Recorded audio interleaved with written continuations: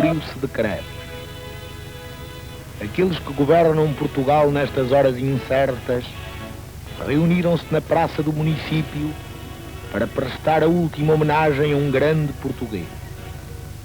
O engenheiro Duarte Pacheco, ministro das Obras Públicas e Comunicações, que um desastre brutal acabara de matar subitamente, roubando à sua obra e ao seu sonho.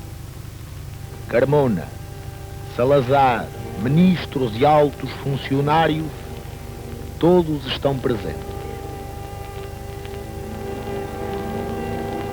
O ataúde é transportado aos ombros de alunos do Instituto Superior Técnico, escola em que o engenheiro Duarte Pacheco se formou, onde foi professor, dirigiu e onde revelou pela primeira vez as suas altas qualidades de construtor e de homem de ação.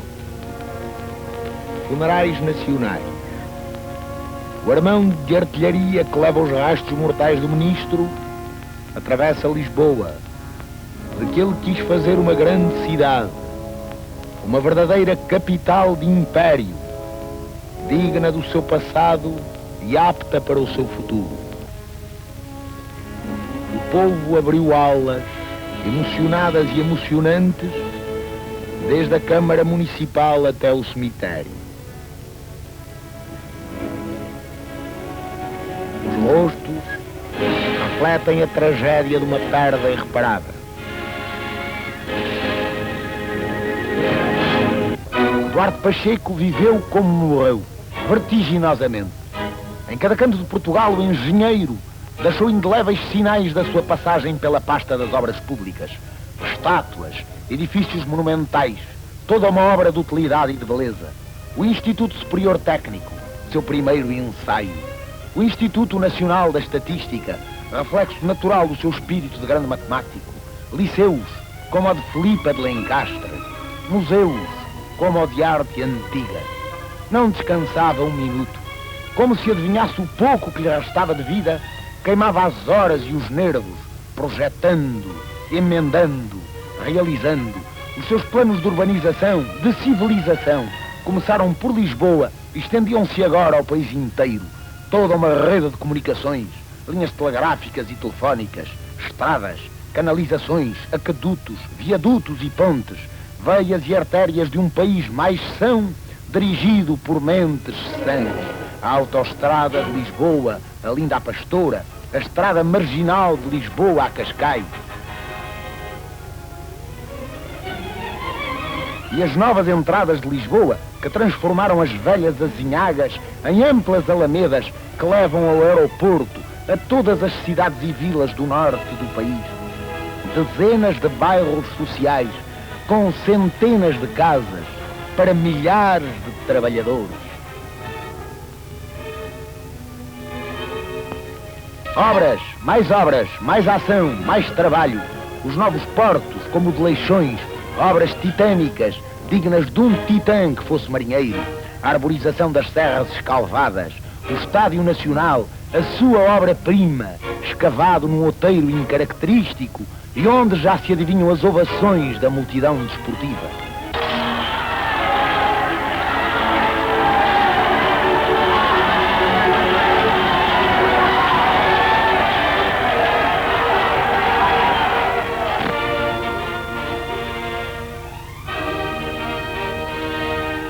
O gênio criador de Duarte Pacheco não recuava perante as mais ousadas demolições numa ânsia febril de substituir o feio pelo belo, o mesquinho pelo grandioso, mas também sabia e fazia restaurar amorosamente as ruínas do passado, transformando-as em monumentos duradouros, padrões imborradouros de uma história imortal, castelos, sés, igrejas e palácios, como o Palácio de São Bento e o Palácio da Independência, centro ancestral da mocidade portuguesa, os portugueses de amanhã na casa dos portugueses de sempre.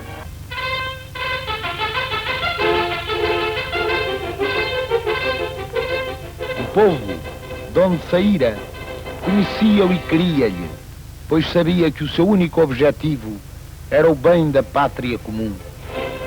Vimos-lo no Porto, inaugurando o adro da Sé, no tão evocativo ato medieval.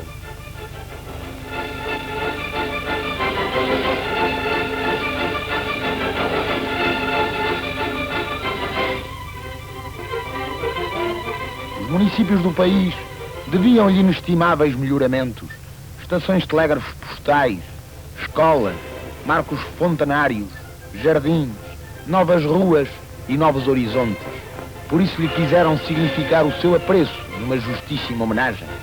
E quando a catástrofe do ciclone devastou o país, o ministro deu bem a medida da sua capacidade de comando, do seu estofo de verdadeiro chefe, capaz de se fazer obedecer.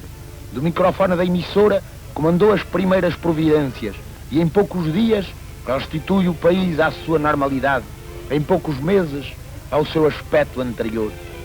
Amando os artistas, encomendou-lhes algumas soberbas obras de arquitetura de estatuária, a restauração do Teatro de São Carlos, as estátuas do bispo Dom Francisco Gomes do Avelar e a estátua de Dom João IV em Vila Viçosa, cuja inspeção lhe custaria a vida.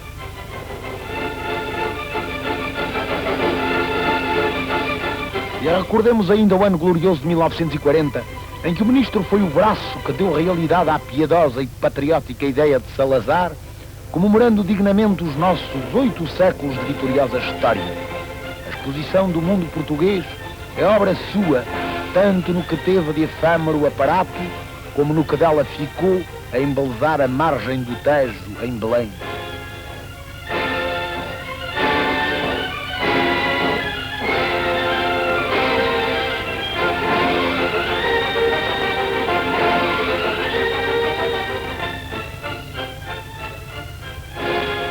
Ali o vimos sorridente, enérgico, justamente orgulhoso, rodeado dos seus colaboradores, inaugurando os pavilhões e a Praça do Império.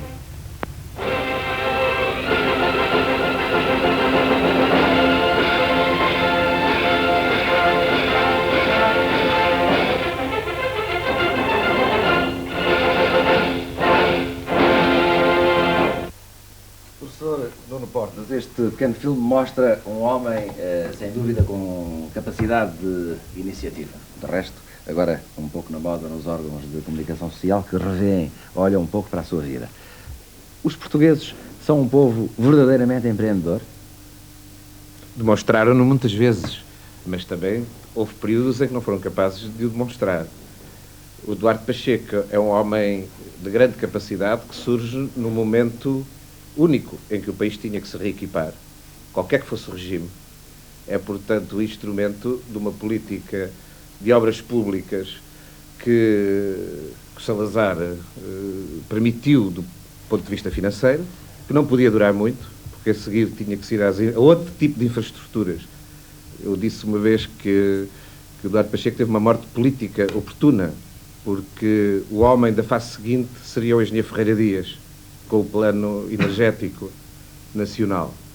Exatamente porque este período das grandes obras que serviu para legitimar o regime num país desequipado e num país arruinado, em muitos aspectos,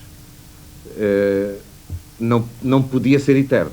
De certo modo, ele representa para essa época o que o FEDER representa agora. Só que o FEDER agora é muito mais plural, é feito por muito mais agentes e muito mais descentralizado, ou até deveria ser, se não o é suficientemente. Mas foi indiscutivelmente um homem de uma capacidade extraordinária.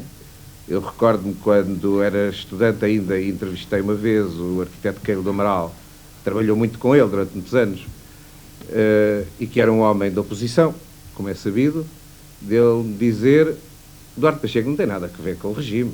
Duarte Pacheco era um ministro socialista. O desenvolvimento é uma questão de dinheiro ou também é uma questão de engenho? É seguramente das duas coisas. O engenho, em parte, é para agenciar dinheiro. Agora até se fala de engenharia financeira. Mas os povos normalmente, quando visitamos um país, vemos que têm orgulho em dizer que tem o maior prédio do mundo, a maior torre do mundo. Há sempre uma coisa num país que é a maior do mundo, não é? Esse é o problema. Esse é o problema que me parece que é importante dizer agora, e talvez dê algum debate, é que eu julgo que o desenvolvimento hoje não é só uma questão de obras públicas, e que é mau identificar desenvolvimento com obras públicas, desenvolvimento com construção. Construção hoje é muito mais ampla. E hoje é preciso equilibrar muito mais. É justamente por isso que nós juntamos hoje aqui no estúdio, para além de arquitetos, juntamos empresários e representantes dos trabalhadores, isto para além de pessoas que estão ligadas amplamente à ação dos nossos imigrantes pelo mundo, para que possamos analisar um pouco a forma como os portugueses se têm afirmado e têm crescido dentro e fora do país. António Figueiredo, o senhor é um empresário e ouvimos agora o professor Nuno Portas dizer que hoje o desenvolvimento é muito mais do que as obras públicas, é, no fundo, a maneira de empreender a todos os níveis. Nós, os portugueses, ao nível económico, somos muito ou pouco empreendedores? Somos muito ainda comerciantes, como temos, por vezes, lá fora? Eu penso sim, somos muito comerciantes e pouco empreendedores. E não há dúvida nenhuma que as obras públicas, pois, não representam tudo, mas representam alguma coisa. E realmente, quando nós olhamos para o país e verificamos que de obras públicas ficou no tempo do Duarte Pacheco e daí para a frente pouco mais. Mas ao nível industrial, os portugueses têm-se desenvolvido nos últimos anos, muitas multinacionais se têm instalado no país. Este desenvolvimento tem mais que ver com a nossa própria capacidade ou com as regras que nos são impostas desde o exterior? Infelizmente, neste momento, é um bocadinho de acordo com as regras que nos são impostas do exterior. E, evidentemente, esta grande proliferação das multinacionais e esta instalação das multinacionais, o apetite dos estrangeiros em relação às nossas empresas e às nossas indústrias, que está a ser um bocadinho ou bastante satisfeito pelos nossos empresários, ou por uma grande parte dos nossos empresários, que preferem, enfim, desfazer-se das suas empresas e dos seus empreendimentos. Eu penso que vem um bocadinho ao de cima o espírito de comerciantes portugueses, mais do que empreendedores no aspecto industrial. Você, José Luís Judas, que é um sindicalista e que muitas vezes está sentado do outro lado da mesa em que se sentam os empresários como o António Figueiredo, acha a mesma coisa? Bom, eu creio que é verdade que na nossa história, talvez a fase de maior expansão foi feita na base do comércio, não foi na base da indústria. E isso marca, digamos assim, uma espécie de vocação do capitalismo português, é indiscutível. E o período anterior ao 25 de Abril só tem quase, nos anos 60, uma tentativa já tardia de tentar industrializar o país. Isso é inegável, faz parte da história. Creio que essas raízes, diríamos assim, culturais, persistem muito. E que, na verdade, o que se está a passar hoje, em função deste desafio comunitário, continuam-se a manifestar, o que não quer dizer que também não haja exceções, mas continua-se a manifestar muitos sintomas que já aqui foram referidos por António Figueiredo, ou seja, uma maior preocupação em fazer um negócio, designadamente vender a empresa, do que até associar-se ao estrangeiro, que seria aquilo hoje mais razoável em termos de um período que vivemos de internacionalização, mais ou menos irreversível da economia. Isso, por isso, é um facto. Mas há uns outros empreendedores que nós gostaríamos, já agora eu tinha a obrigação de aqui a tirar para o debate. É que quem fez aquelas estradas não foi só o Duarte Pacheco, houve milhares de portugueses a fazer as estradas.